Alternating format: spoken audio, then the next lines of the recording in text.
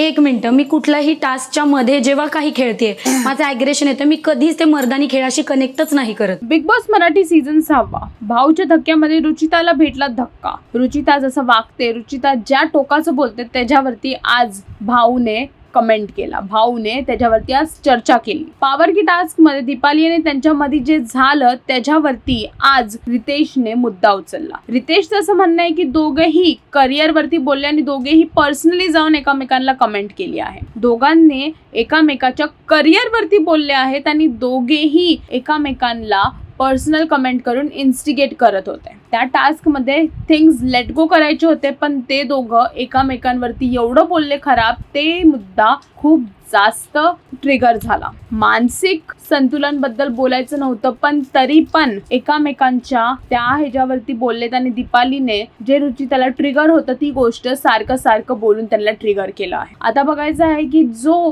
रुचिताचा first day पासून game play होता आणि जो फर्स्ट डे पासून रितेश त्यांना समजावत आले होते ते काय आता रितेश समजवणार. काय वाटतं की रुचिताचे पुढे किती चान्सेस आहेत घरात राहायचे ह्या वातावरणामुळे, कारण की त्यांनी हात उचलता पण राहून गेले आहे करणवरती. आता बघायचं आहे की ह्याचा परिणाम काय होणार. अजून असे अपडेट्स जाणून घेण्यासाठी टेलीचक्कर रिजनल्सला सबस्क्राईब आणि फॉलो करा.